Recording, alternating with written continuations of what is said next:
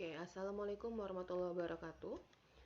Kita ketemu lagi di materi kuliah terakhir kita hari ini, yaitu struktur dan fisiologi hewan. Pada bab kali ini, kita akan fokus dengan materi pada hewan, yaitu tentang sistem pencernaannya ya, peredaran darah, respirasi, dan pertahanan tubuh. Jadi, yang pertama, kita akan kenalan dulu tentang struktur dan fisiologi hewan, di mana secara strukturnya kita akan mempelajari tentang karakteristik hewan tersebut. Sedangkan nanti untuk fisiologinya kita akan membahas ada 4 poin pada materi ini.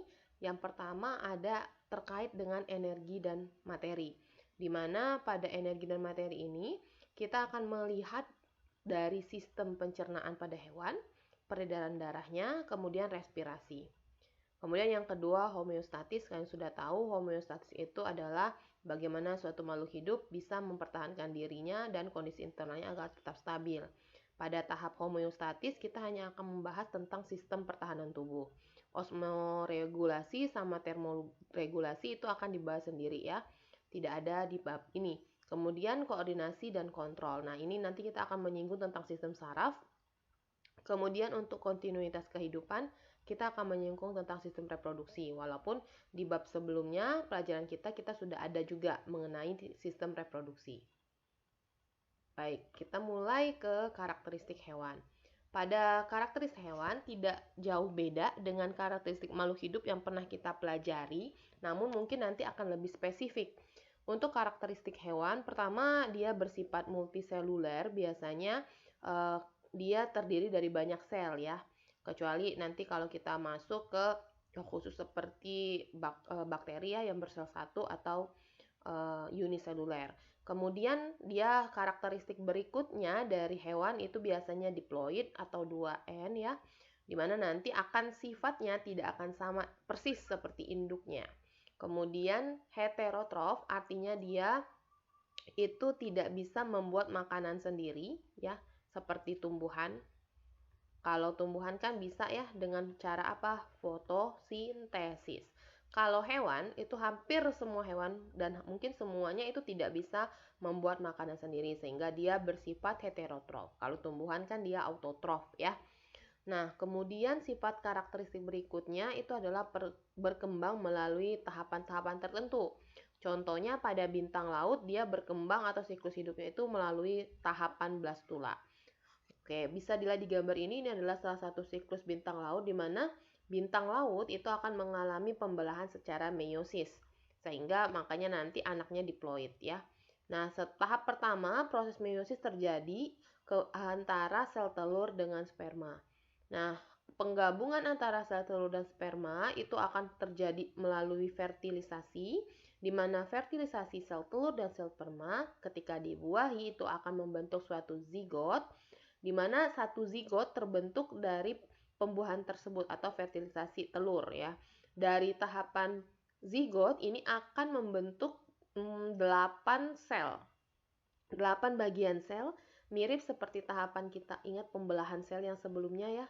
Pada tahapan terakhir itu dinding sel mengkerut ya, kemudian terbentuk berbagai macam beberapa sel, 2 sel dan seterusnya. Nah, makanya ini terbentuk hingga 8 sel. Nah, baru tahap keempat dia akan masuk blastula. Nah, ini salah satu tahapan hidup dari bintang laut. Untuk hewan-hewan yang lain mungkin bisa jadi tidak langsung muncul dari blastula ya. Bisa dulu ada tahapan sebelum blastula, itu juga ada. Nah, pada tahap blastula itu mulai terbentuk rongga. Nah, di mana rongga ini adalah penemadatan dari zigot ya.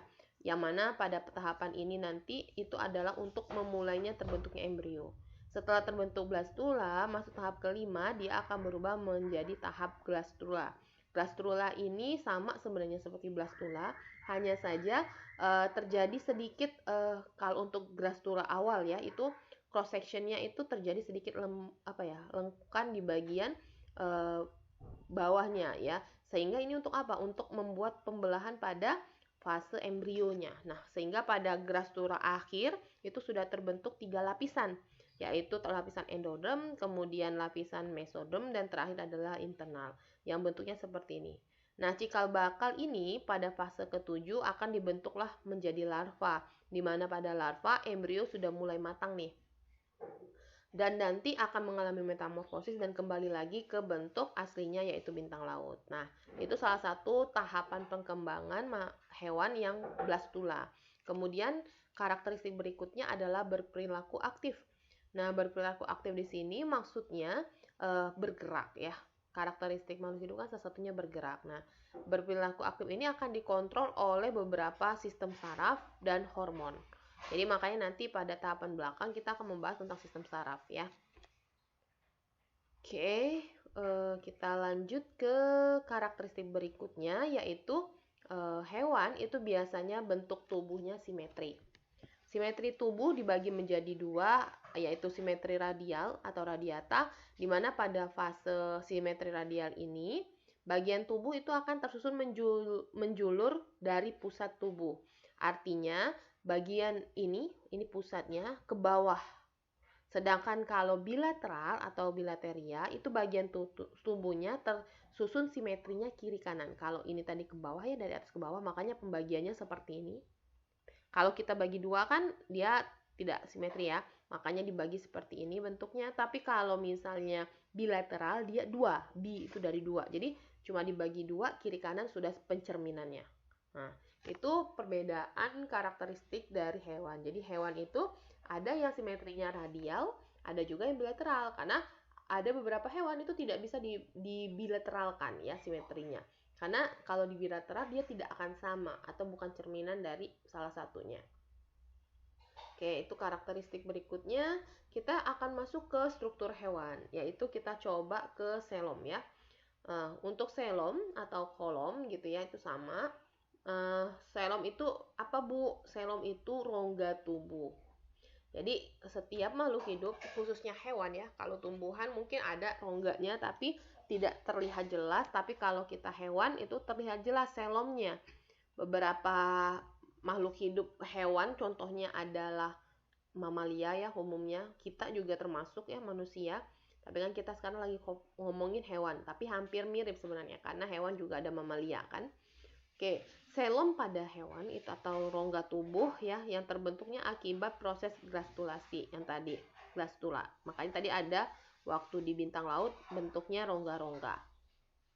Kalau pada mamalia kita juga itu ada pada rongga dada ya. Makanya rongga dada kita itu memiliki bentuk yang cukup luas rongganya ya. Kalau kalian lihat paru-paru kita gitu ya. Nah, itu memang untuk menghasilkan suatu proses respirasi ya kalau pada kita. Nah, tipe selom ini ternyata pada hewan itu ada 3 jenisnya. Yang pertama disebut selomata, di mana selomata ini contohnya ada pada gambar 1. Kalau kita belah bentuk selomnya akan seperti ini. Ya, ini lihat bentuk selomnya terdiri dari lapisan tengah kemudian tapi agak bersambung dengan lapisan di luarnya. Jadi dia terlapis sempurna ya oleh jaringan yang berasal dari apa? Mesoderm. Tadi mesoderm ya atau memiliki peritoneum kalau kenalannya ini. Nah, kalau lihat ini adalah jaringan tisu layernya ya, lapisannya. Nah, yang selom itu mana Bu? Ini. Rongga ini ya. Tuh selom. Kemudian yang kedua ada pseudoselomata ya. Pada selom bagian ini, tipe ini, dia tidak terlapisi nih, lihat. Kalau ini kan terlapis ini. Ada ini ya, lapisan ini nih. Nah, kalau ini dia kosong. Ya, jadi tidak terlapisi sempurna oleh jaringan yang berasal dari mesoderm. Jadi dia kosong seperti ini aja. Kemudian juga tanpa peritoneum ya, peritoneum penghubung tadi. Nah, ini contohnya pada nematoda. Oke, kemudian aselomata. Kalau selom tipe ini dia tanpa selom. Tapi sebenarnya masuk ya. Jadi aselomata ini contohnya pada Platyhelminthes. Jadi tidak ada rongga di sini antara yang inti dengan lapisan mesodermnya, tidak ada. Nah, itu contohnya. Jadi ada 3 tipe selom pada bilateral, Kalian boleh ingat kembali ya, cirinya apa. Kalau dia selomata, oh ternyata dia terlapisi sempurna. Kemudian kalau pada pseudoselomata itu dia tidak terlapisi sempurna, makanya rongganya lebih besar ya. Kemudian aselomata dia sama sekali tidak terlapisi atau tanpa selom. Oke, berikutnya adalah sefalisasi. Ini adalah satu contoh saja ya, simetri bilateral kalau kita bagi. Nah, ini untuk filogeni hewan saya bagikan. Kalian bisa lihat ternyata hewan itu juga banyak sekali kelompoknya, family-nya ya. Sehingga turunan ke bawahnya spesiesnya juga akan menghasilkan banyak spesies yang berbeda juga. Oke, baik, kita akan masuk ke fisiologi hewan. Kalau tadi sudah ngelihat karakteristiknya apa saja, sekarang kita masuk ke fisiologi, yaitu sistem pencernaan. Jadi setiap hewan itu memiliki sistem pencernaan untuk menghasilkan makanan dan mengolah makanan yang dia dapat. Nah, contohnya pada sistem pencernaan makanan, ini saya ambil salah satunya, contohnya adalah hewan mamalia ya, seperti kucing dan seterusnya, di mana hampir sama tahapannya, terdiri dari 4 tahap. Mohon diingat, yang pertama adalah ingesti. Ingesti ini apa? Ingesti ini adalah proses pencernaan secara mekanik. Jadi mekanik itu dari kata gerak ya. Mekanik itu gerak, jadi prosesnya melalui pergerakan yang terjadi di awal sekali di mulut ya. Jadi di mulut itu pencernaan mekanik atau ingesti terjadi dengan bantuan yang namanya gigi. Jadi kalian mengunyah gitu ya, hewan itu mengunyah, itu adalah proses mekanik, proses pencernaan secara mekanik. Nah, sebenarnya di mulut itu tidak hanya terjadi proses mekanik, biasanya di sini juga terjadi proses kimiawi. Kimiawi artinya dia dibantu dengan enzim. Nah, kalau pada manusia, enzim yang akan membantunya adalah enzim petialin ya. Nah, kalau di hewan ada beberapa enzim-enzim lain yang bisa membantu proses ingesti, yaitu menghancurkan makanan, baik itu secara mekanik dan kimiawi. Nah, setelah ingesti, makanan tadi yang gede bentuknya ya dikunyah, kemudian lebih halus ya, atau dihancurkan makanannya, kemudian masuk ke tahap kedua atau digesti. Digesti ini adalah proses atau sama dengan pencernaan sebenarnya ya. Nah, tapi pada tahap digesti ini agak sedikit berbeda dengan ingesti. Kalau digesti ini prosesnya full kimiawi secara hidrolisis enzimatis ya. Jadi pemecahan. Jadi dia terjadi pemecahan air gitu ya, dan hidrogen dan molekul makromolekul menjadi molekul-molekul yang lebih sederhana. Nah, pada tahapan ini biasanya bisa terjadi di lambung ya, kemudian di usus kayak gitu. Nah, intinya pada tahap digesti itu adalah proses kimiawi dari molekul besar yang tadi udah dihancurkan secara ingesti menjadi molekul kecil pada tahap digesti. Setelah tahap digesti selesai, masuk ke tahap ketiga, absorpsi, di mana tahap absorpsi molekul-molekul kecil pencernaan tadi, hasil pencernaan, proses pencernaan itu akan diserap. Absorpsi itu penyerapan. Jadi akan diserap oleh siapa? Oleh molekul-molekul atau organ-organ yang ada di dalam hewan. Molekul dari makanan tadi yang berupa dari makromolekul menjadi molekul-molekul sederhana ya, itu akan dirubah dan diserap molekulnya ya atau nutrisinya memasuki sel di dalam tubuh. Nah, diserapnya biasanya melalui usus halus ya dan seterusnya, masuk ke dalam sel, kemudian digunakanlah untuk menghasilkan energi ya. Proses mencerna makanan itu kan untuk menghasilkan energi. Di tumbuhan juga seperti itu kemarin. Nah, setelah itu baru dimasuki tahap keempat, yaitu eliminasi atau sering juga dibilang tahap ekskresi ya, pembuangan. Nah, pada tahapan ini penyerapan-penyerapan yang diserap dari proses absorpsi tadi, molekul-molekul atau nutrisi yang dibutuhkan tubuh diserap, sisanya yang nggak dipakai dikeluarkanlah melalui tahap eliminasi. Biasanya pembuangan bisa berupa urin ya, atau bisa juga pembuangan air besar ya. Nah, itu terjadi. Nah, materi-materi yang tidak tercerna pada proses absorpsi tadi dibuang melalui tahapan eliminasi. Oke, itu ingat tahap-tahapannya, jangan sampai salah. Nah, bagaimana kalau dia pencernaannya terjadi secara ekstraseluler ya. Nah, sebenarnya proses pencernaan yang tadi saya jelaskan itu juga ekstraseluler, tapi dalam hewan ya pencernaannya itu bisa ekstraseluler tapi juga bisa intraseluler. Kalau intraseluler itu hanya terjadi di dalam sel, contohnya adalah pada spons dan hidra ya. Ini saya ambil satu lagi contoh pencernaan ekstraseluler dan intraseluler. Jadi dia terjadi dua ya, ekstra dan intra. Contohnya ada pada radiata ya. Radiata ini adalah contohnya pada ubur-ubur ya, atau anemon laut. Yang suka nonton SpongeBob ini pasti tahu ya. Nah, ini biasanya terjadi pada hewan-hewan itu. Nah, fase ekstraseluler itu apa? Ekstraseluler itu proses pencernaannya terjadi pencernaan ini terjadi di luar sel ya. Maksudnya kayak gimana Bu di luar sel? Berarti ini terjadinya di organ pencernaan. Nah, kita manusia juga termasuk ekstraseluler ya. Kemudian kalau intraseluler bagaimana? Kebalikannya, berarti ini terjadi di dalam sel. Makanya contohnya pada hidra dan spons ya. Nah, kita lihat dulu ke gambar ini. Jadi pada radiata itu proses yang pertama terjadi ya pada ubur-ubur itu pencernaannya digestif enzimatis ya. Jadi pencernaannya terjadi dengan bantuan enzim. Apa fungsi enzim? Enzim berfungsi sebagai katalis, mempercepat proses laju reaksi ya. Jadi pada tahapan pertama, enzim itu akan membantu yang namanya pencernaan dari si ubur-ubur. Ya. Nah, ini terjadinya di sel kelenjar ini. Sel kelenjar. Oke, dia terjadi di sel kelenjar. Kemudian tahapan kedua, kan kalau dia terjadi di sel kelenjar ini seperti intraseluler ya.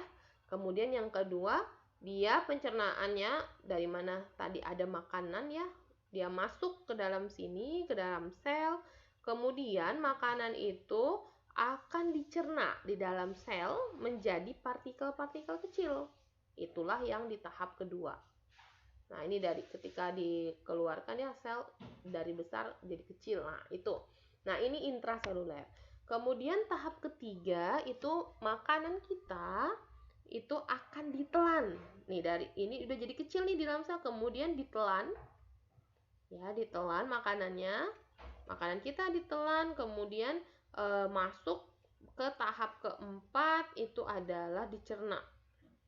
Ya, setelah makanan tadi yang ditelan itu masuk lagi ke bagian tahapan dicerna, lalu baru dimasukkan ke dalam vakuola makanan. Ini vakuola makanannya. Jadi tahapannya pada ini ada dua, ekstraseluler dan intraseluler. Setelah masuk ke dalam sel, dia dikeluarkan lagi ya partikelnya, baru masuk lagi, ditelan lagi gitu ya, baru disimpan di vakuola makanan.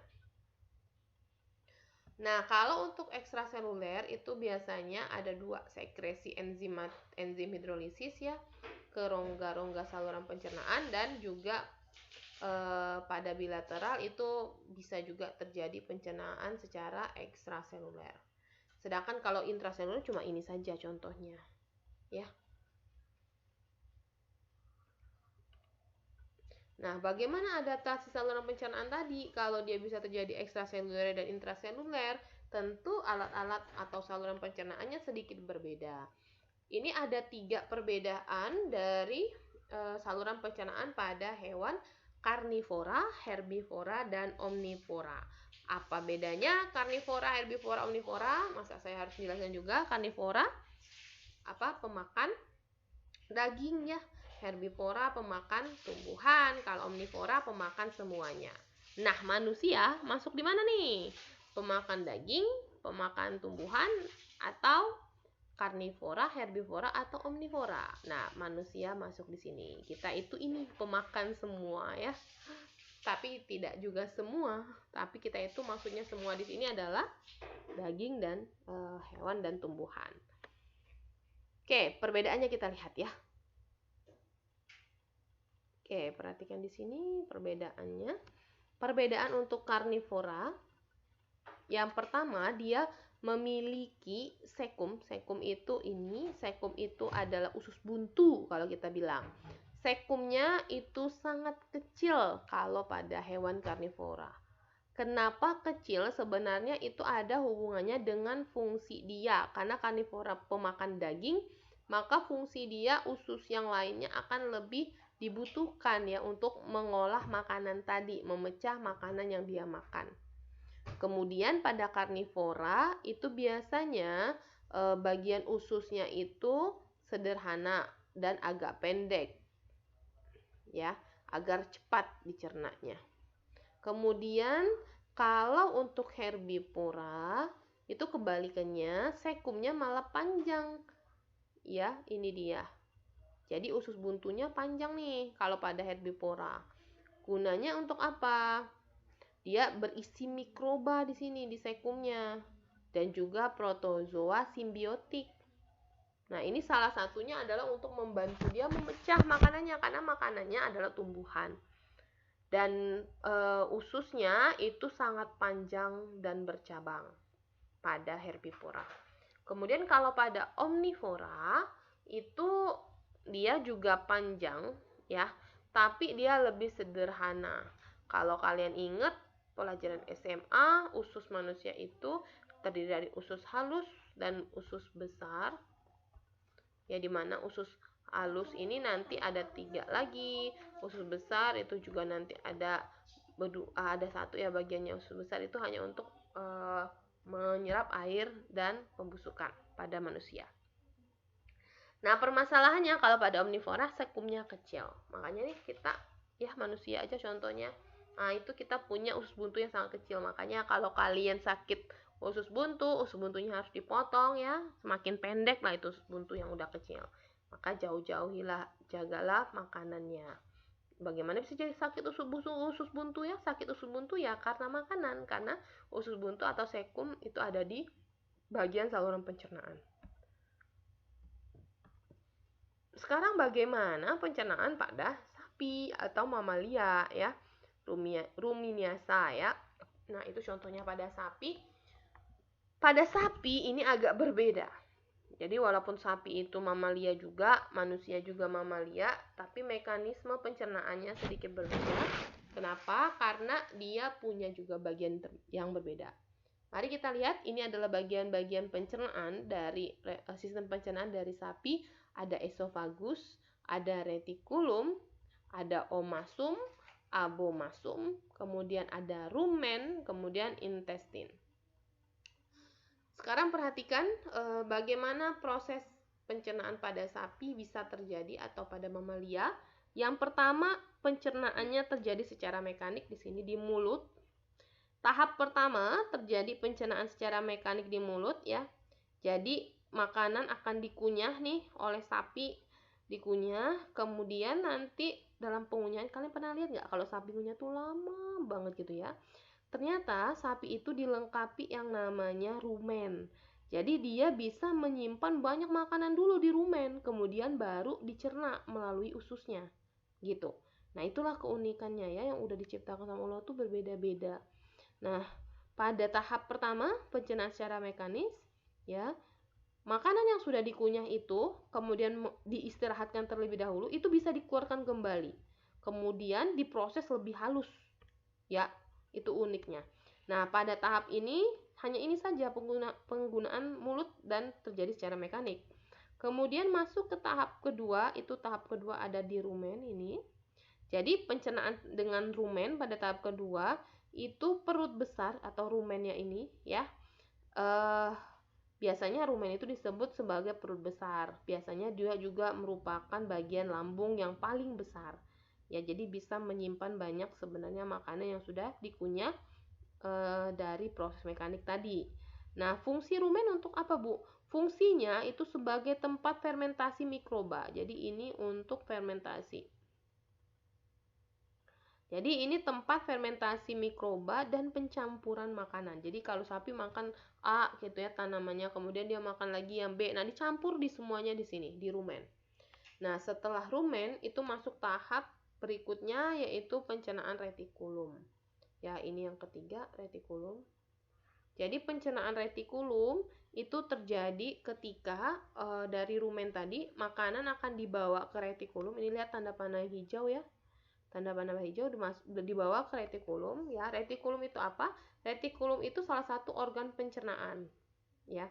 Jadi dia berada pada bagian untuk melakukan yang namanya fermentasi juga, sama seperti rumen. Biasanya retikulum ini disebut juga jala atau sering juga dikenal dengan selaput jala. Ya, itu retikulum. Nah, fungsinya itu sama. Dia juga masih berfungsi sebagai tempat fermentasi. Tapi pada retikulum, kalau tadi di rumen itu untuk bakteri ya, kalau di retikulum itu udah fermentasi makanannya. Jadi makanannya yang udah masuk ke retikulum itu akan difermentasi dengan bantuan bakteri. Kemudian setelah retikulum kita masuk ke keempat yaitu omasum di sini. Jadi retikulum nanti dibawa ke omasum, ini bagian omasum ya. Ini kalau kalian lihat kursor saya, pada bagian omasum itu disebut sebagai lambung ketiga. Kenapa lambung ketiga? Lambung pertamanya rumen, kemudian retikulum, kemudian omasum. Nah, itu disebut sebagai lambung ketiga, di mana pada lambung ketiga ini biasanya dia disebut sebagai perut buku. Lihat, ingat perut buku. Kalau tadi retikulum selaput jala, kalau omasum perut buku. Kenapa bisa dibilang kayak gini? Karena berlipat-lipat. Kalau kalian lihat ini berlipat-lipat bersusun-susun seperti buku, makanya dia disebut perut buku. Fungsinya apa? Fungsinya sama seperti retikulum, dia masih berfungsi sebagai fermentasi mikroba. Fermentasi mikroorganisme. Nah, jadi pembusukan makanan itu terjadi di banyak tempat pada mamalia. Mulai dari rumen, kemudian masuk lagi retikulum, kemudian masuk lagi omasum, semuanya terjadi proses fermentasi. Nah, sekarang tahap kelima itu masuk ke abomasum. Apa itu abomasum? Lihat, itu yang keempat. Bu, berarti panjang sekali ya, Bu, khususnya pada mamalia. Iya. Kalau kalian cowok nih yang pernah ikut kurban ya, kalau kalian ikut kurban terus nanti dibelah tuh kan ya bagian perutnya, kalian bisa lihat tuh bagian panjang ini ya, yang mana retikulum, kemudian omasum, kemudian abomasum itu bagian mana. Jadi bentuknya itu agak berbeda-beda. Kalau yang paling gede itu adalah rumen nanti. Nah, baik, sekarang kita masuk ke 5, abomasum ya. Abomasum itu terbagi menjadi 3. Kalau kalian ingat, ini ada yang kita sebut ada bronka, kemudian ada fundika, kemudian yang terakhir ada kardia. Kalau dia fronta itu sekresi mukus ya. Kemudian kalau dia fundika itu sekresi renin dan pepsinogen pada mukus.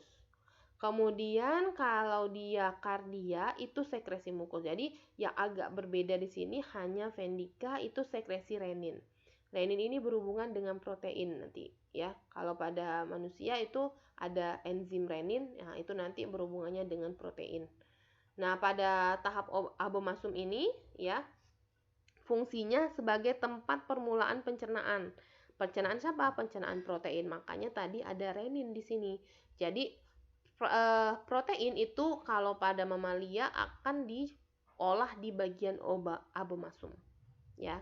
Jadi fungsinya sekali lagi abomasum ini adalah tempat permulaan pencernaan protein. Pencernaan protein.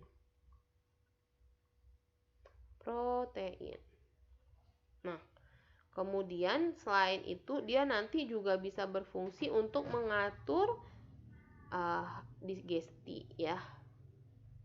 Pengatur digesti atau pencernaan. Pengatur digesti atau pencernaan. Ke usus. Ke duodenum kalau di sini. Duodenum. Nah, jadi tahap kelima abomasum. baru nanti masuk ke duodenum ya, atau usus halus. Masuk ke usus halus di sini. Usus halus di sini ya, tahapannya usus halus, intestin ya. Usus halus ini nanti ada 3 ya bagiannya. Yang pertama ada duodenum, kemudian ada jejunum, kemudian ada ileum. Manusia juga punya duodenum, jejunum, sama ileum ya. Dan proses penyerapan itu terjadi pada ileum, usus ileum. Kemudian bagian ileum ini nanti pada usus halus dia tidak ada bakteri ya, karena asamnya sangat tinggi. Bukan pada ileum. Ileum itu terjadi pada untuk penyerapannya, tapi pada duodenum di bagian awal ini tidak terjadi yang namanya pembusukan, karena di sini tidak ada bakteri ya yang sangat bersifat asam. Nah, sehingga tidak ada fermentasi di sini.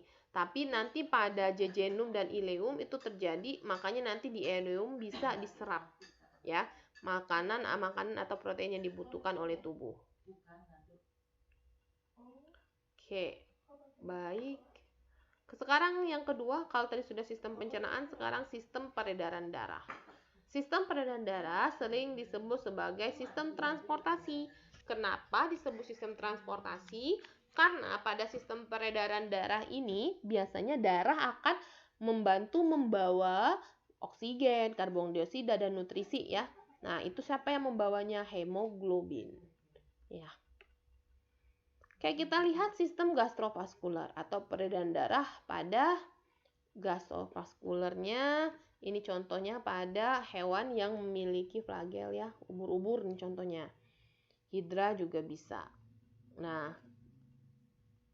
kita lihat di sini bagaimana sistem peredaran darah pada hewan itu bisa terjadi sistem peredaran terbuka dan sistem peredaran tertutup. Pada manusia juga punya 2 ini, peredaran terbuka dan peredaran tertutup. Kita lihat untuk peredaran terbuka, contohnya pada belalang ya. Bentuk dari sistem peredaran darahnya dari jantung itu nanti ada beberapa hemolimfe atau sinus-sinus ya di organnya. Jadi dia punya rongga seperti ini sistem peredaran darah pada belalang. Lihat di sini. Jadi yang agak-agak coklat ini adalah sistem peredaran darahnya. Kemudian hemolimfe atau sinus itu di dalam sinus organ, ini tempat pengeluarannya dan masuknya dari proses peredaran darah tadi ya. Nah, pada peredaran darah terbuka, darah tidak selalu berada di dalam pembuluh. Jadi contohnya ini, lihat, ini pembuluh darah kita, pembuluh darah dari belalang. Kemudian kalau kalian lihat ini, itu kan pembuluh darah cuma sampai sini, tapi nanti bisa ada ke sini darahnya, ke bagian tubuh yang di bawah ya. Jadi pada darah terbuka itu darahnya tidak selalu berada di dalam pembuluh. Bisa seperti ini nih. Ya. Kemudian darahnya itu hanya membawa nutrisi tanpa oksigen. Kalau pada kita, darah kita itu tuh contohnya pada eritrosit atau sel darah merah ya, ini biasanya memiliki kandungan yang namanya hemoglobin. Hemoglobin inilah yang nanti akan membawa oksigen, karena oksigen akan terikat di hemoglobin. Nah, itu bedanya peredaran darah terbuka ya. Jadi dia darahnya hanya membawa nutrisi tanpa oksigen, sedangkan kalau peredaran darah tertutup nanti membawa oksigen. Nah, bagaimana kita lihat peredaran darah tertutup? Contohnya yang gampang sebenarnya manusia, tapi di sini kita lihat dulu contoh peredaran darah pada cacing di sini ya. Jadi ada jantung, kemudian peredaran darahnya, dan semuanya terjadi di dalam pembuluh darah. Nah, jadi pada tahapan ini kalian bisa lihat mau kemana aja bagian tubuhnya, darah itu masih tertutup. Kalau ini tadi kan terbuka ada ruang. Kalau darah tertutup, namanya aja tertutup, pasti peredaran darahnya tidak membuka ke luar ya. Nah, contohnya ini. Jadi peredaran darah tertutup itu darahnya akan selalu berada di dalam pembuluh. Itu perbedaan ciri antara peredaran darah tertutup dengan peredaran darah terbuka. Kalau ingin dilihat lebih jelas, kita bisa mengamati pada manusia. Perhatikan pada manusia ini terjadi peredaran darah tertutup. Jadi semua aliran darah terjadi di pembuluh darah, tidak di luar. Nah, bagaimana? Jadi kalau ini kita punya paru-paru, saya menggambarkannya, ambil dari sini saja ya. Kemudian ini adalah tubuh, ya. Jadi kan aliran darah itu selalu terjadi dari jantung, kemudian paru-paru, kemudian ke seluruh tubuh, ya. Oke, perhatikan ini adalah peredaran manusia. Saya akan buat dulu bagiannya. Biasanya yang paling besar itu ada yang warna biru, ya, itu adalah yang yang kekurangan oksigen, sedangkan yang warna merah itu nanti adalah yang kaya oksigen. Oke, baik. Sekarang kita lihat. Jadi yang paling besar di bagian serambi kiri ini, bagian kanan, maaf, itu adalah vena cava. Jadi vena cava itu akan membawa aliran darah dari tubuh masuk ke jantung.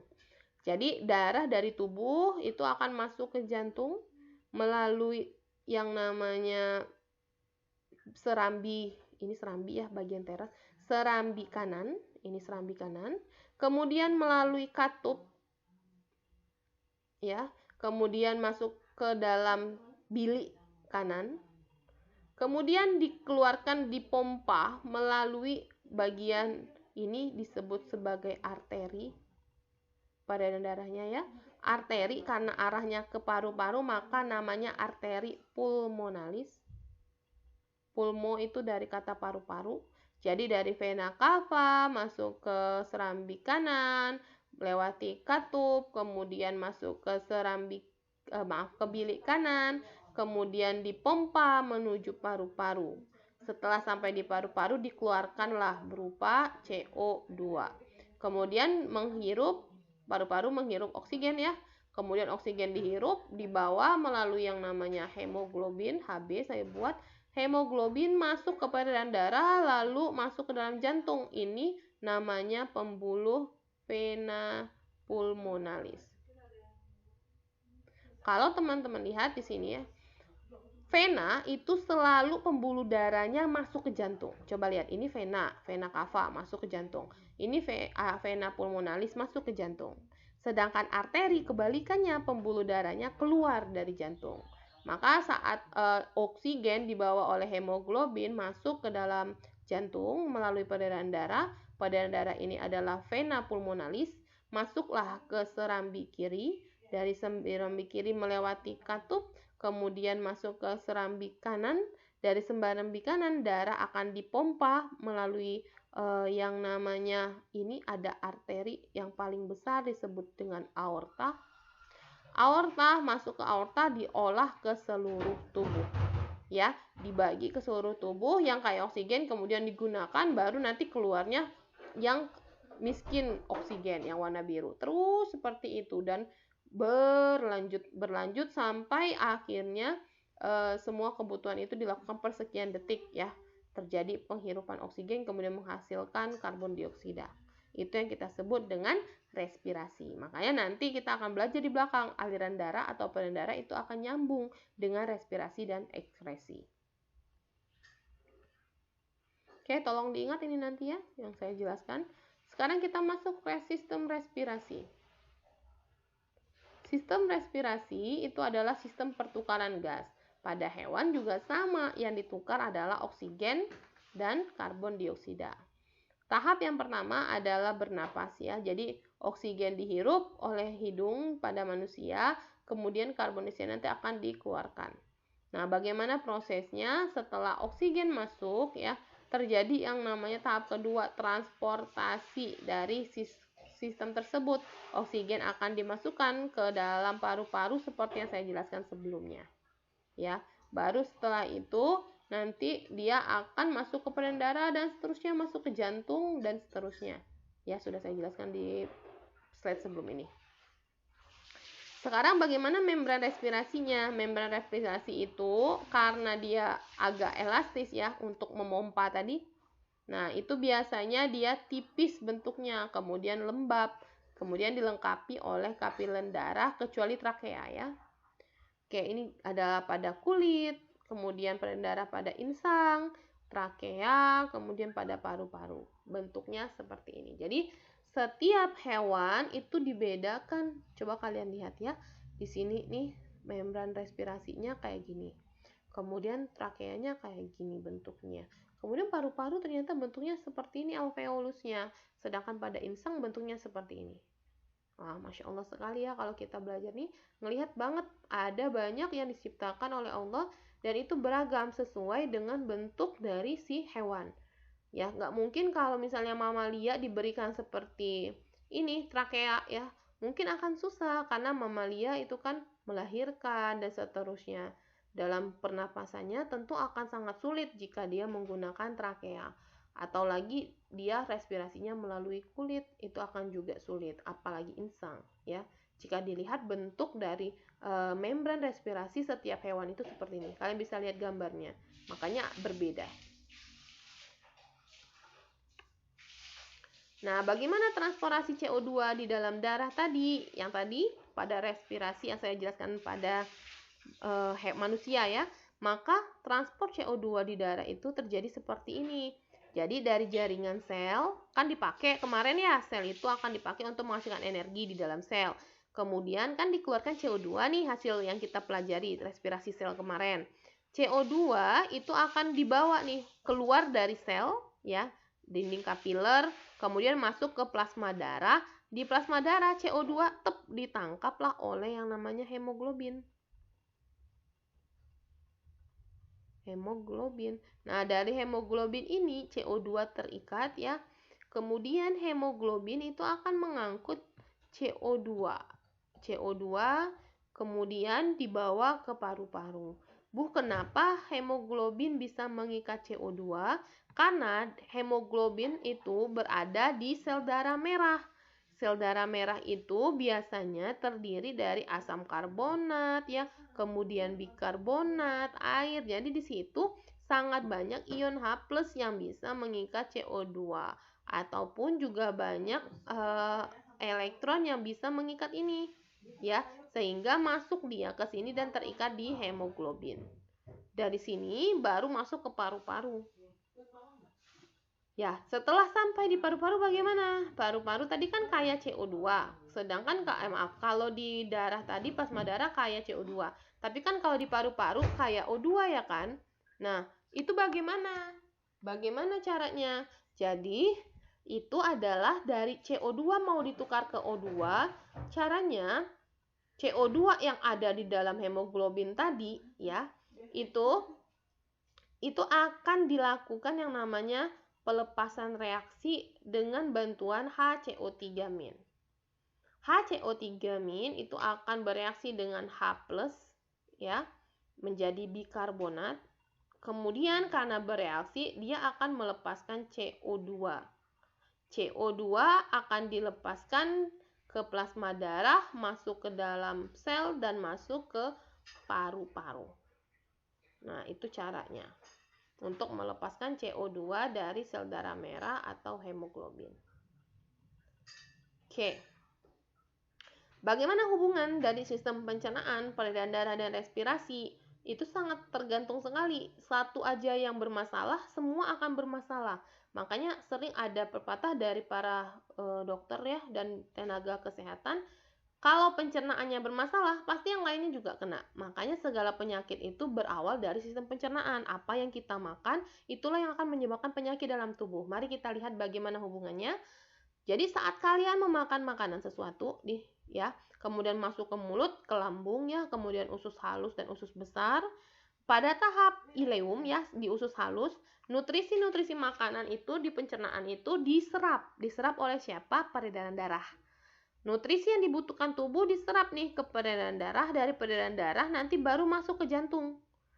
Kemudian baru dikeluarkan ke paru-paru ya kan, peredaran darah tadi.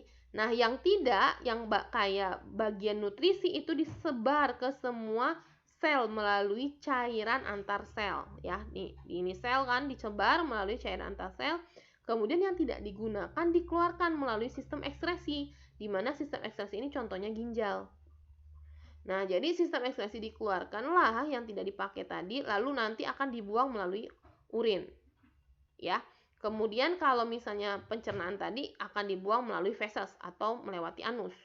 Nah, ketika proses pencernaan itu mengalami masalah, maka nutrisi tentu tidak akan baik diserap oleh peredaran darah. Sistem peredaran darah kita tidak mampu menyerap nutrisi makanan dan mengalirkannya ke bagian sel dan cairan antar sel untuk dipakai menghasilkan energi dan metabolisme dalam tubuh. Kalian sudah belajar kemarin metabolisme ya.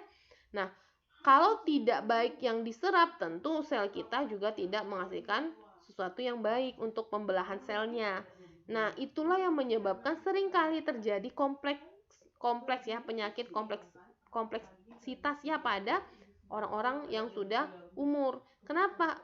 Bermasalahnya di pencernaan. Nah, kalau kita sudah lebih tua, biasanya metabolisme kita itu lebih lama ya, karena sistem pencernaan kita sistem pencernaan, peredaran darah, dan respirasi kita sudah digunakan terus-menerus, dan mungkin ada banyak zat-zat yang berbahaya gitu ya, yang masuk melalui sistem pencernaan, sehingga masuk juga ke peredaran darah. Masuk ke peredaran darah tentu masuk ke jantung, makanya sering mulainya dari jantung. Kemudian masuk lagi ke paru-paru, makanya paru-parunya juga ikutan sakit. Jadi semua itu sangat terhubung. Berikut juga sistem ekskresi, makanya sering ginjalnya yang bermasalah. Penyakit itu hanya seputaran sini saja. Maka yang perlu kita kontrol adalah makanannya. Tentu makanya benar Islam mengajarkan makanlah makanan yang halal dan thayyiban, agar semua sistem yang ada dalam tubuh kita itu juga berlangsung dengan baik. Kenapa? Kalau diberi makan yang baik selnya, tentu cairan antar sel, sistem peredaran darah, semua organ yang ada dalam tubuh juga akan baik ya. Oke, sebenarnya Islam sudah mengajarkan banyak hal tentang ini. Oke, itu dia hubungannya. Jadi sistem dari semua tadi, sistem peredaran darah, pencernaan, dan respirasi itu saling berhubungan. Nah, sekarang bagaimana yang keempat, sistem pertahanan tubuh atau homeostatis. Apa itu homeostatis? Jangan lupa lagi. Homeostatis itu adalah bagaimana kondisi makhluk hidup itu bisa mempertahankan dirinya agar tetap stabil bagian internalnya ya.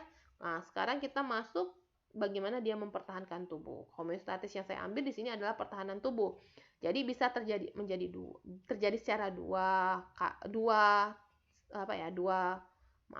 bagian. Yang pertama non spesifik, yang satu lagi adalah spesifik. Kalau untuk pertahanan tubuh yang spesifik biasanya berupa pertahanan fisik. Contohnya adalah pada kulit dan mukosa membran. Ya, itu spesifik pada tempat-tempat tertentu khusus. Kemudian yang kedua adalah pertahanan kimiawi. Biasanya ini air mata. Jadi makanya kalian kalau masukkan debu langsung tiba-tiba nangis, ya kan?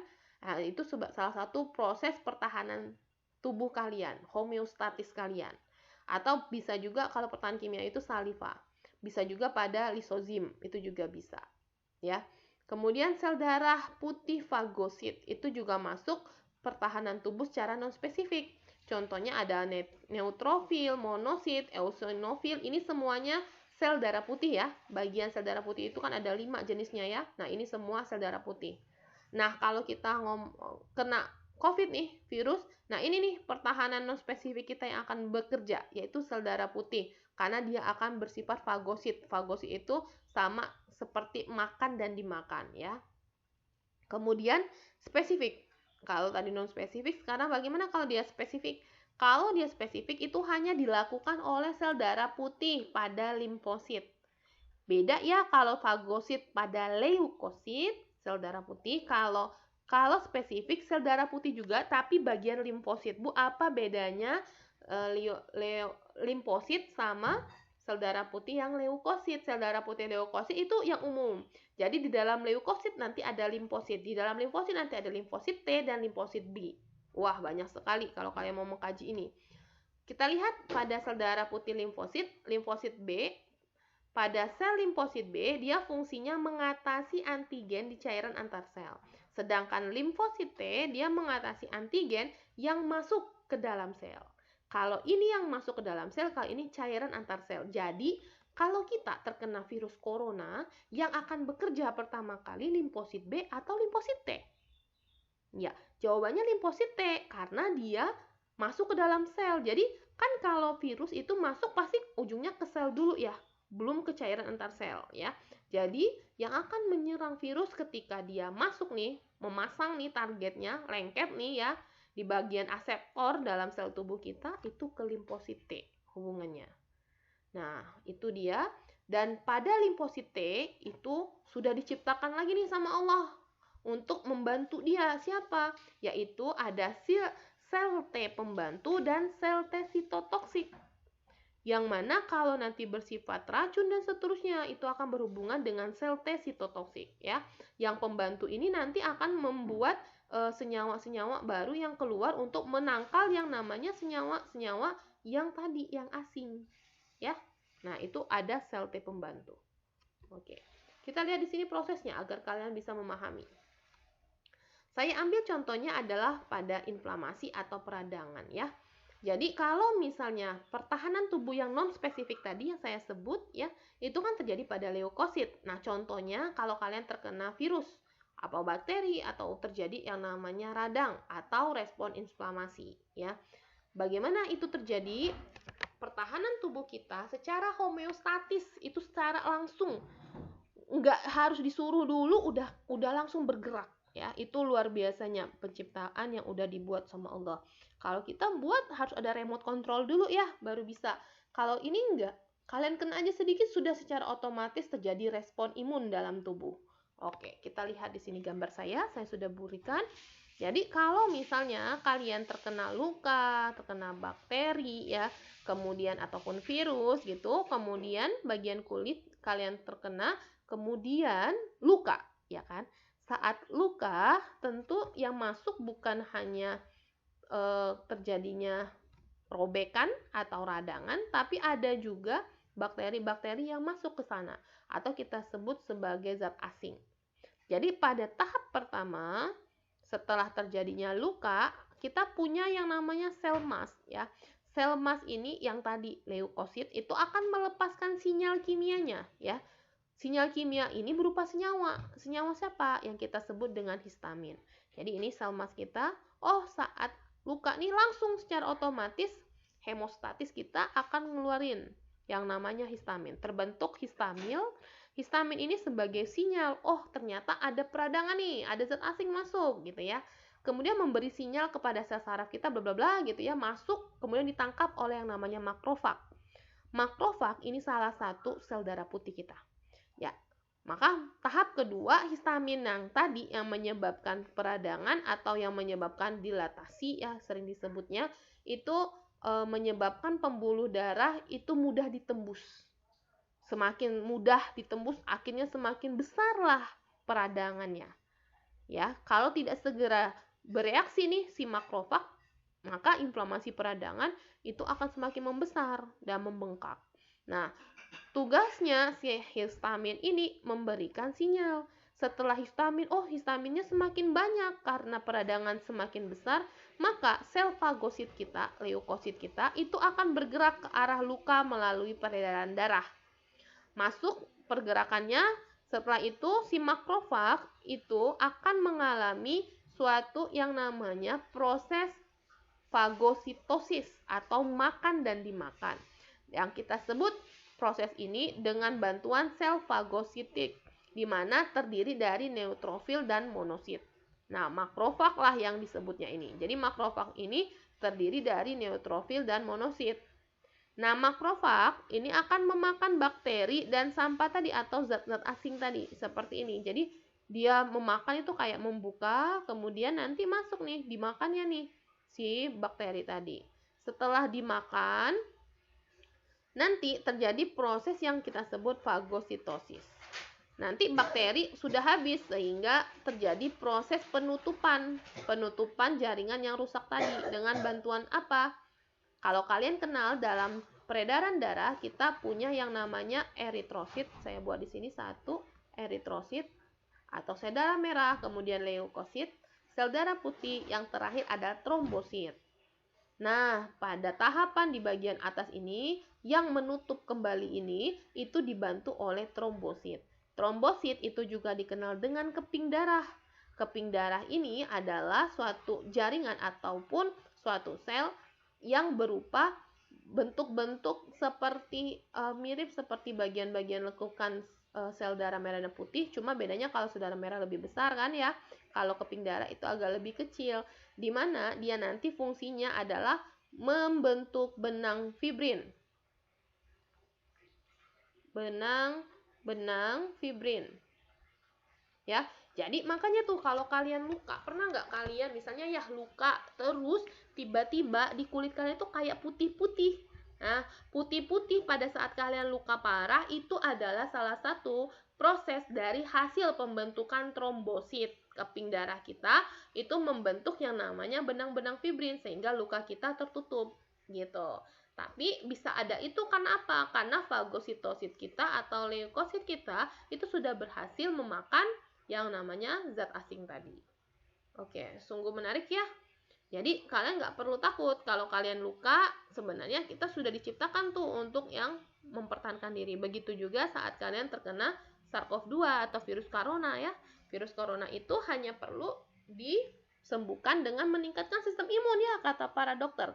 Nah, itu untuk apa? Sistem imun itu akan mempercepat proses terbentuknya antigen kita ya, sehingga antibodi kita juga semakin bisa menangani yang namanya zat-zat asing tadi gitu. Oke. Baik, itu untuk respon inflamasi. Nah, sekarang kita lihat bagaimana ketika limfosit B dan limfosit T itu membantu pertahanan dari proses makrofag tadi. Pertahanan spesifik itu pada limfosit T, kalau tadi kan non spesifik ya pada leukosit. Nah, sekarang pada limfosit yang spesifiknya. Jadi limfosit juga akan berperan pada tahapan tadi, di mana pada sel B atau limfosit B itu akan membuat antibodi tugasnya ya, sebagai respon pertahanan antigen. Jadi antibodi itu dibuat di sel B. Sedangkan sel T sitotoksik itu akan menghancurkan antigen di dalam sel fungsinya. Kalau sel T pembantu untuk apa? Dia akan membantu aktivitas sistem pertahanan yang dilakukan oleh sel T tadi. Sitotoksik itu kan yang tadi menghancurkan antigen, berarti yang racun-racun ya, yang berbahaya, yang tidak dibutuhkan gitu ya. Nah, itu akan dipecah atau dihancurkan oleh sel T sitotoksik. Nah, sel T pembantu, dia membantu aktivasinya, sehingga sistem pertahanan oleh sel T itu bekerja dengan sangat baik. Ini sel T, dan ini sel B. Sedikit berbeda kalau kalian lihat, sel B itu akan lebih banyak aseptornya. Ya, kalau sel T agak lebih sedikit. Ini bentuknya, ya. Nah, kalau kalian mau lihat lagi secara keseluruhan, pertahanan spesifik itu seperti ini. Jadi di semua bagian tubuh kita tuh yang kuning-kuning, ini adalah pertahanan spesifik kita atau limfosit. Makanya kalau misalnya virus lewat hidung, langsung tuh limfosit kita bekerja. Lewat mana lagi? Lewat pernapasan juga langsung. Nah, ini karena di semua jaringan tubuh kita memiliki sangat banyak sistem ini, ya. Nah, coba bayangkan kalau sistem pertahanan cuma dikasih di jantung sama Allah. Ya udah, yang lain-lain nggak bisa. Nah, tapi tidak. Allah sudah mendesain dengan sangat luar biasa. Di tubuh manusia itu ada sangat banyak limfositnya, bahkan sampai ke area yang sangat terkecil, ya. Nah, untuk kekebalannya biasanya orang menggunakan vaksin ya. Sekarang lagi tenar nih, vaksin. Sudah pada vaksin ya semua. Jadi vaksin ini ternyata fungsinya adalah untuk membentuk antibodi. Antibodi itu bisa dibentuk secara bertahap, tidak bisa secara langsung. Makanya kalau kalian vaksin itu 2 kali. Kenapa? Karena memberikan paparan pertama dan paparan kedua. Jadi paparan pertama yang diberikan itu vaksinnya itu si virusnya ya. Jadi kan vaksin itu dibuat dari virus ya, bisa juga dari RNA DNA-nya virus ya, dibuat yang mana RNA dan DNA-nya itu dilemahkan sehingga saat masuk ke dalam tubuh kalian zat asing yang dari virus tadi itu lemah sehingga kalian bisa memproduksi antibodi untuk menghalangi masuknya virus dan merusak sel tadi ya. Jadi pada paparan pertama atau kalau dibilang vaksin pertama kalian itu virusnya masih lemah. Kalau kalian merasa mungkin yang pernah udah vaksin pas di vaksin pertama itu kayaknya masih aman aja, tapi nanti pas vaksin kedua agak pegel-pegel dikit ya. Kenapa? Karena pada paparan kedua antibodi yang dibuat itu lebih tinggi sedikit. Kenapa? Karena pada paparan pertama tubuh kalian itu sudah memberikan respon primer terhadap antigen tadi yang udah dimasukin, sehingga kalau sudah dimasukin antigen tadi antibodi kita juga terbentuk terhadap antigen tersebut ya. Sudah terbentuk satu, maka dimasukin lagi yang kedua. Jadi kan di tubuh kalian sudah ada tuh antibodi, misalnya antibodi A. Maka sudah ada antibodi A. Secara bertahap itu ada di tubuh kalian, tapi saat ada suatu benda asing lagi masuk, yaitu paparan kedua atau di vaksin yang kedua itu, maka antibodi yang A yang sudah terbentuk tadi akan sangat tinggi dibentuk atau dihasilkan di dalam tubuh oleh si limfosit kita tadi, ya. Nah, dihasilkan sangat tinggi. Kemudian masukkan yang kedua ya, yang kita sebut antibodi B. Ya kan berbeda ya dengan antibodi A tadi. Karena kita sudah punya antibodi A tadi gitu ya, yang untuk menghalau, nah kita akan antibodi B yang masuk tadi yang kita sebut sebagai respon sekunder ya terhadap antigen A itu akan menghasilkan antibodi A, sedangkan respon primernya ketika yang kedua ini adalah terhadap antigen B, menghasilkan antibodi B. Saat kita sudah punya antibodi A di dalam tubuh, ketika ada yang masuk yang lain, maka tubuh juga akan membentuk nih antibodi B. Jadi pada tahap kedua, setelah vaksin yang kedua, kalian sudah punya respon atau sistem pertahanan yang lebih kebal. Makanya ketika kalian selesai dari vaksinasi kedua, tubuh kalian dianggap sudah bisa melawan si virus tadi. Seperti itu kira-kira gambarannya ya. Makanya punya bertahap. Biasanya paparan pertama itu sekitar 1 bulan atau 28 hari, makanya kalian disuruh vaksin bulan berikutnya ya. Tidak langsung. Itu karena apa? Antibodi kita memerlukan waktu untuk membentuk dan menyimpan itu di memori T-sel kita. Jadi ketika ada yang masuk lagi yang sama, udah langsung diserang. Begitu juga ketika vaksin kedua. Jadi kekuatan yang kedua kali itu akan lebih besar sebenarnya diberikan dibandingkan pada paparan yang pertama. Begitu juga saat kalian terkena virus ya. Paparan pertama dan paparan kedua biasanya akan berbeda responnya. Kalau ada yang pernah ya, biasanya paparan pertama misalnya, oh ternyata hidungnya misalnya hilang penciuman. Nanti paparan kedua bisa jadi responnya berbeda. Kenapa? Karena pada paparan pertama antibodi sudah dibentuk, sehingga tentu lawan tubuh kita akan bisa langsung melawan saat dia masuk. Begitu. Oke, sekarang bagaimana kekebalan selulen, yaitu sel T pembantu tadi. Ingat tadi sel T pembantu fungsinya adalah membantu dari si ini kita ya, si limfosit kita. Oke, perhatikan di sini. Jadi ketika ada makrofag ya, saya ambil di sini contohnya adalah virus HIV ya. HIV itu dulu juga sama mengerikannya seperti corona. Dulu belum ada obatnya juga, sekarang sudah ada vaksinnya ya. Begitu juga corona, mudah-mudahan nanti juga menjadi satu vaksin yang bisa dipakai ya untuk seterusnya. Sekarang HIV, dulu HIV ini sangat dihantui ya. Orang juga wabahnya juga cukup luar biasa. Jadi saat virus HIV ini menyerang ya ke dalam tubuh, maka sel T pembantu itu akan melemahkan seluruh sistem pertahanan ya. Kenapa? Jadi saat mikrobatnya, anggaplah ini HIV tadi masuk nih, gambarnya seperti ini ke dalam sel, kemudian antigen akan terbentuk ya. Ini APC. APC itu adalah antigen presenting cell ya, tempat terbentuknya antigen gitu. Jadi tahap pertama makrofagnya akan menelan mikroba atau antigen tadi. Kemudian masuk ke dalam sel, terjadilah tahap kedua dan ketiga. Antigen itu akan hancur. Ya, jadi hancur antigen itu dibawa ke membran sel. Ini membran sel oleh tadi ya, oleh molekul MHC. MHC itu molekul yang bisa mengikat dari si tadi antigen yang dibawa ya. Baru nanti masuk ke kelas 2. Di sini dihancurkan, MHC dibawa di kelas 2, kemudian ini akan ditangkap oleh reseptor. Reseptornya siapa? Sel T tadi. Sel T itu akan membaca, oh ini benda asing gitu ya. Kemudian dia akan mengirimkan itu, oh ini loh memorinya, ke sel memori. Di dalam sel kita ada sel memori untuk mengingat, oke ini benda asing, ingat ya, nanti kalau ada masuk lagi langsung diserang. Nah kayak gitu. Jadi reseptor T mengirimkan sinyal itu, kemudian nanti pada tahap keempat, sel T pembantu itu akan mengenalinya ya. Kemudian berikatanlah dengan APC, si antigen presenting tadi. Ini dia antigen presenting, berikatan dia sel pembantunya. Setelah berikatan, dia masuklah sel T tadi ya. Sel T tadi di sini nih berikatan dia ya. Setelah dari sel kompleks tadi antigen presenting dia membaca, kemudian dia berikatan dengan reseptor sel T kita ya. Kemudian sel T pembantu pada tahap keempat ya, dia akan membantu berikatanlah dengan sel APC tadi.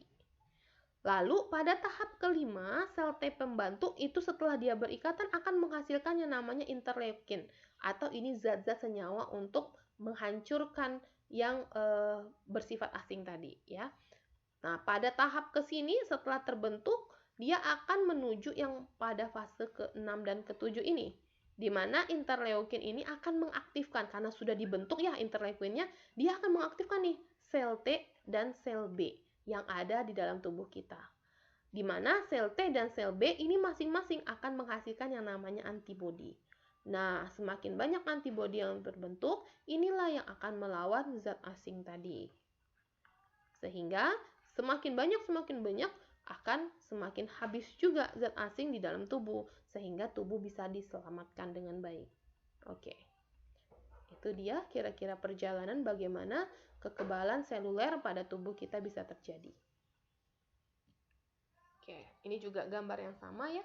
Kalau dia sitotoksik bagaimana, Bu? Kalau tadi kan antibodi. Sekarang kalau misalnya maksudnya sel T sitotoksik bagaimana? Sama juga ya. Sel T sitotoksik nanti akan terinfeksi ya. Kemudian nanti aseptor akan berikatan dengan intersel B-nya. Kemudian nanti akan terbentuk suatu senyawa kimia, enzim yang kita sebut sebagai enzim yang memberikan sinyal histamin tadi. Kemudian terjadi apoptosis atau penggandaan ya, sel-selnya akan berganda, kemudian semakin banyak terbentuk untuk apa? Membantu menghalau infeksi-infeksi yang masuk ke dalam sel tadi. Seperti ini bentuknya. Ya. Oke. Nah, kalau reaksi alergi bagaimana? Suatu reaksi alergi, kalau kalian sering kena bunga bersin, kemudian gatal, nah itu salah satu alergi. Alergi ini adalah akibat adanya antigen yang berlebih. Bagaimana bisa ada antigen yang berlebih? Jadi saat kalian misalnya alergi bunga ya, kemudian bunga ini menghasilkan senyawa, senyawanya terhidup. Senyawa ini merupakan antigen. Ya, masuklah senyawa antigen ini ke dalam tubuh, tubuh tentu langsung mengidentifikasi, oke, itu ada suatu senyawa asing. Maka terbentuklah sel B pada plasma sel kita.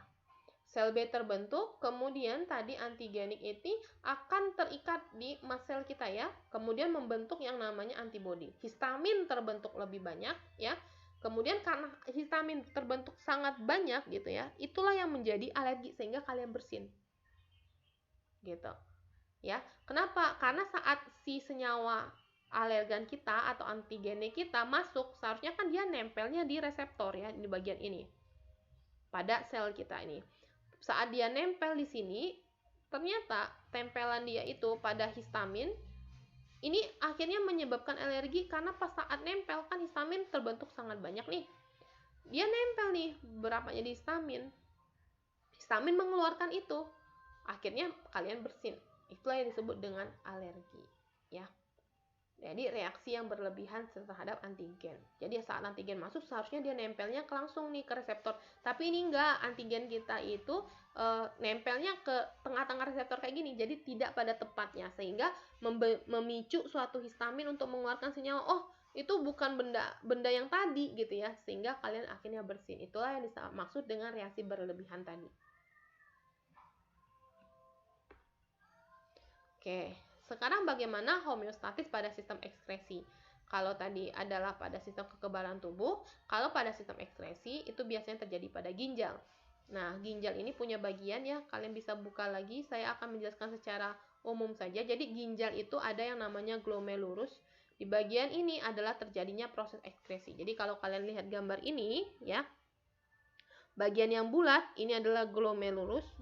Glomerulus itu bagian dalamnya, bagian luarnya adalah kapsul Bowman. Terus ada saluran ya, saluran yang ini, maaf, ini. Nah, ini namanya tubulus. Tubulus itu ada tubulus proksimal, setelah glomerulus itu biasanya tubulus proksimal, kemudian masuk ke lengkung Henle, kemudian tubulus distal di sini ya. Kemudian nanti masuk tubulus kolektivus, baru nanti masuk ureter dan uretra. Kalau mau digambarkan bisa kalian gambarkan seperti ini. Oke, saya ambil sini biar kalian bisa mengingatnya dengan baik gitu ya, prosesnya. Oke, saya tidak terlalu pintar menggambar, kita ulang. Oke, saya ambil ini adalah gambar ginjal, ini adalah glomerulus saya, kemudian ini adalah kapsul Bowman ya, yang menutupi glomerulus, kemudian ini lengkung Henle, kemudian ini tubulus distal. Oke, saya buat seperti ini. Oke, mudah-mudahan kalian bisa memahami. Oke, ini adalah glomerulus. Oke, sebentar. Ini adalah glomerulus. Kemudian ini adalah tubulus. Tubulus itu dari kata tabung ya. Makanya ini tubulus yang pertama. Tubulus proksimal. Kemudian yang melengkung ini kita sebut dengan lengkung Henle. Kemudian ini tubulus distal. Nah, yang ini bagian mengumpulkan tubulus collectivus. Nah, dah. Sekarang ini ureter, tempat keluarnya ya. Ureter, terus uretra. Dah. Jadi, proses bagaimana sih sekresi atau ekskresi pada ginjal terjadi? Jadi, glomerulus ini kan berhubungan dengan peredaran darah ya. Jadi, saat dari peredaran darah, sisa-sisa tadi masuk ke glomerulus, ke ginjal. Di ginjal, masuk dulu ke glomerulus. Di glomerulus terjadi yang namanya filtrasi atau penyaringan.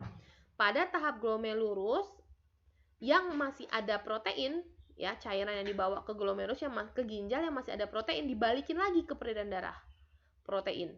Jadi, glomerulus ini menyaring protein. Protein ini tidak lewat di glomerulus. Dibalikin lagi ke tubuh, kemudian protein digunakan lagi.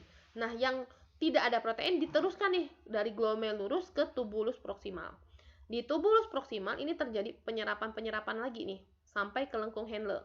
Jadi kalau misalnya dia masih ada Na, ion-ionnya yang dibutuhkan, kalium, kalsium gitu ya. Ini diserap sepanjang jalan dari tubulus proksimal ke lengkung Henle. Ya. Terus di bawah kemudian masuk ke tubulus distal. Di tubulus distal ini sudah penambahan apa? Urea ya, amonia. Makanya pada tahap tubulus distal itu sudah memberikan warna pada urin kita. Ya. Makanya kalau kalian pipis itu ya biasanya urinnya berwarna kuning gitu ya. Kalau sudah banyak sekali urea yang amonia yang diserap di sini, ya. Nah, setelah tubulus distal masuk ke tubulus proksimal di sini kalau kalian lihat. Maaf, tubulus collectivus. Tubulus collectivus dari katanya ada kolektif, berarti mengumpulkan. Jadi semua urin tadi hasil penyaringan-penyaringan pada proses glomerulus, kemudian tubulus proksimal, kemudian lengkung Henle, kemudian tubulus distal di kolektif dikumpulkan. Setelah dikumpulkan di sini, yang masih berguna bisa langsung diserap, tapi yang tidak langsung dikeluarkan menuju ureter dan uretra. Makanya kita bisa mengeluarkan yang namanya urin. Ya. Nah, terkadang kalau kalian pernah lihat ada yang namanya kencing batu gitu ya. Kencing batu itu permasalahannya ada pada glomerulus. Ya, bagian sini. Jadi dia tidak lewat ke sini sehingga pada tahap lengkung Henle ini mengkristal dia. Nah, itulah yang disebut kencing batu. Kemudian kalau misalnya ada lagi yang mengatakan apa ya? Urinnya mengandung protein apa ya penyakitnya Ibu lupa. Nah, itu artinya glomerulusnya rusak. Kenapa? Protein bisa ada di urin, berarti glomerulus tidak mampu menyerap protein, menyaring protein. Seharusnya protein dibalikin lagi ke yang namanya pembuluh darah, ya kan? Nah, berarti itu permasalahannya di glomerulus. Makanya dokter bisa tahu, oh yang diobatin glomerulusnya gitu, hanya melihat dari urinnya saja. Kan biasanya tes urin, nah, oh ada proteinnya, oh berarti itu ginjalnya bermasalah. Nah, kayak gitu. Oke, itu dia ekskresi manusia. Oke, ini dia yang saya jelaskan tadi ya, secara ininya filtrasi, glomerulus, tubulus, kemudian reabsorpsi, sekresi. Reabsorpsi itu penyerapan kembali yang saya bilang tadi, ada Na, kalsium, kemudian natrium diserap ya. Kemudian sekresi itu artinya dikeluarkan, baru menghasilkan urin. Di sini sudah ada, kalian bisa membaca lebih jelas ya.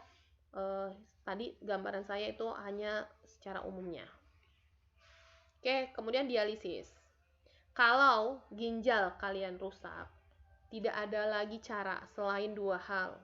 Yang pertama, menggunakan mesin atau alat dialisis untuk mencuci ginjal, atau kedua adalah mengganti ginjal kalian. Ya. Jadi, jagalah ginjal kalian dengan baik. Kenapa? Karena tadi lihat prosesnya. Ginjal itulah yang berproses untuk menyaring yang tadi. Kalau ginjal kalian rusak, semua keluar tuh lewat ginjal, ya. Tentu sangat berbahaya bagi proses dalam sel tubuh kalian. Nah, dialisis itu apa, Bu? Dialisis itu adalah prinsipnya itu adalah pemisahan secara osmotik. Pemisahan secara osmotik itu adalah molekul yang berlebih tadi atau tidak digunakan seperti gula, ion itu dikeluarkan dari darah. Tapi karena ginjal kita rusak kan nggak bisa nih. Nah, caranya pakai mesin dibantu alat dialisis. Nanti masuk ke mesin dulu, baru molekul yang bermanfaat itu dikembalikan. Dari mesin tuh, mesin yang ngolah, kemudian dibalikan ke dalam darah, yang tidak dikeluarkan pula oleh mesin untuk dianggap sebagai sampah. Kita sebut sebagai cairan dialisis, ya. Nah, bentuknya seperti apa? Inilah dia. Jadi, kalau ini ada pompa ya dihubungkan ke peredaran darah kita. Jadi, kalau kalian bilang tuh cuci darah, ya.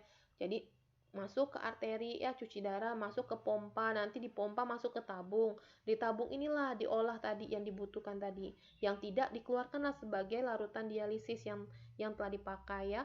Nah, dialisis baru ini larutan tadi yang dibutuhkan, cairan-cairan tadi masuk dibawa lagi ke dalam aliran darah, ya. Maka untuk proses dialisis ini sangat mahal sekali. Saya punya temen yang dia ginjalnya ya bermasalah, akhirnya dia harus menanamkan alat dialisis ini di dalam tubuh dia. Jadi dia bawa kemana-mana, ya. Dia bawa kemana-mana dan setiap sekian berapa kali gitu dia harus cek terus, ya. Dan itu sangat mahal. Bayangkan kalau misalnya itu rusak, kalian harus mengganti ginjal gitu ya. Dan kadang transplantasi ginjal itu tidak semuanya cocok. Maka sekali lagi syukurilah diri kalian ya yang udah dikasih sama Allah ginjal itu. Ginjal kita Allah kasih 2, jagalah baik-baik ya. Dengan apa? Berarti menjaga makanan dan seterusnya, ya. Oke, ini untuk homeostasis termoregulasi untuk hubungannya dengan suhu ya, termo, perhatikan suhu. Jadi bagaimana suatu hewan bisa hidup di daerah yang sangat dingin gitu ya, itu adalah karena adanya termoregulasi. Oke, ini kalian bisa baca saja karena proses yang paling penting itu adalah yang tadi ya. Ini kalian bisa baca bagaimana sistem saraf dan hormon. Sistem saraf ini akan saya jelaskan sedikit karena nanti akan berhubungan. Sel saraf itu adalah neuron. Jadi, apa itu neuron? Neuron itu sel saraf ya. Sel saraf kita ada banyak. Bentuknya adalah seperti ini. Ya. Jadi dia terdiri dari dendrit. Ini adalah dendrit. Dendrit itu serabut-serabut yang nempel pada inti nukleus sel saraf ya. Kemudian yang bagian ini disebut akson, bentuknya seperti sosis ya, saya yang sering bilang. Kemudian ada bagian-bagian akson yang ini yang bulat-bulat itu sel C1 ya. Kemudian nanti di dalam sel C1 ini akan ada bagian celah-celah ya yang menghubungkan sel-sel satu dengan sel yang lainnya yang kita sebut dengan nodus Ranvier ya. Nah, prosesnya itu bagaimana suatu saraf itu bisa mengirimkan impuls ke saraf yang lain ya. Itu caranya sinyal akan ditangkap oleh dendrit ya, impuls tadi ditangkap kemudian dialirkan melalui badan sel atau nukleus. Dari nukleus dibaca kemudian dilanjutkan ke yang namanya akson. Akson ini mulai dari sel C1 1, nodus Ranvier terus sampai ke ujung akson. Di ujung akson nanti akan ada lagi, di sini kan satu sel saraf, nanti di sini ada satu lagi gitu ya. Gitu. Terus gitu. Nah, di antara ini ada celah yang kita sebut sebagai celah sinapsis. Nah, celah sinapsis ini nanti akan punya senyawa kimia yang membantu menghubungkan antara akson 1 dengan akson yang lainnya. Jadi impuls atau elektron yang ada dari akson 1 dialirkan melalui celah sinapsis ini akan dibantu oleh yang namanya nodus Ranvier. Nodus Ranvier ini nanti akan bukan nodus Ranvier ya. Nanti masuk ke celah sinapsis, itu akan dibantu oleh senyawa-senyawa kimia untuk disalurkan kembali ke neuron yang berikutnya ya. Nah, terus akhirnya baru dibawa ke motorik kemudian sel saraf masuk lagi ke otak. Otak akan mengolah, oh ini adalah ini, oh ini adalah panas, oh ini harus menghindar. Nah, itu yang akan diterima lagi oleh sel saraf kita, kemudian akan terjadi yang namanya perlakuan apa pada panca indera kita kah, pada kulit kita kah, pokoknya respon yang diberikan oleh tubuh kita ya akibat dari adanya pembacaan pada sistem otak kita ya.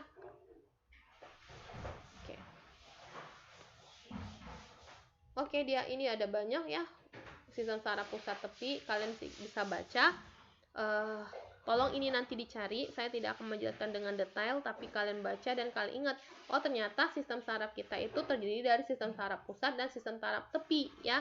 Sistem saraf pusat itulah dia otak, sistem saraf tepi itu biasanya yang lain ya. Untuk sistem saraf tepi itu terdiri dari neuron. Nah, di mana neuron ini ada dua, eferen dan sensorik ya. Kalau sensorik dia berhubungan dengan indera, nanti kalau eferen dia masuknya sistem motorik dan sistem saraf otonom. Nah, sistem saraf otonom ini nanti ada simpatis, dia masuknya ke paru-paru, kemudian peredaran darah ya. Kemudian parasimpatik itu bisa juga masuk di hormonal. Sedangkan kalau enterik dia pencernaan. Oke. Perbedaannya apa sistem saraf parasimpatik sama simpatik? Ini ada mulai dari penyempitan pupil mata ya. Bedanya apa? Tolong dibaca dan dipelajari ya. Oke, bentuknya seperti apa reseptornya? Bentuknya seperti ini, bisa pada otot ya. Kemudian nanti dikirim ke otak. Nanti otaknya ini bergerak, angkat kayak gitu ya. Nah, itu salah satu mekanisme kerja saraf. Ya, kenapa? Kalian kalau misalnya dipukul nih kaki ya, kalian langsung menghindar misalnya ya, karena ada panas kalian langsung angkat tangannya. Nah, itu salah satu kerja saraf ya, refleks atau sarafnya reseptor sensorik yang bekerja. Oke, ini dibaca saja. Mungkin itu saja untuk bagaimana kita mempelajari tentang hewan. Kalian bisa lihat bagaimana perilaku hewan terhadap sel sarafnya, itu semuanya adalah akibat olahan dari impuls kepada sel saraf kita. Untuk sistem reproduksi tidak saya ulang di sini karena kalian sudah mendapatkan itu. Kalian sudah bisa baca ya dan memahaminya. Ini kan kayak kemarin ya, oogenesis sudah saya ambil, meiosis 2 sudah saya jelaskan juga. Fertilisasi kemarin juga sudah saya jelaskan. Ini adalah yang mungkin lebih detailnya dari yang kemarin ya. Untuk cloning itu adalah proses di mana untuk apa ya? Tujuannya itu adalah untuk menghasilkan anakan baru gitu ya, yang mirip seperti induknya ya.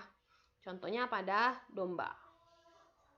Oke, domba Dolly. Oke, itu saja untuk materi kita hari ini. Mudah-mudahan bisa dipahami dengan baik. Silakan nanti dibaca kembali ya. Kemudian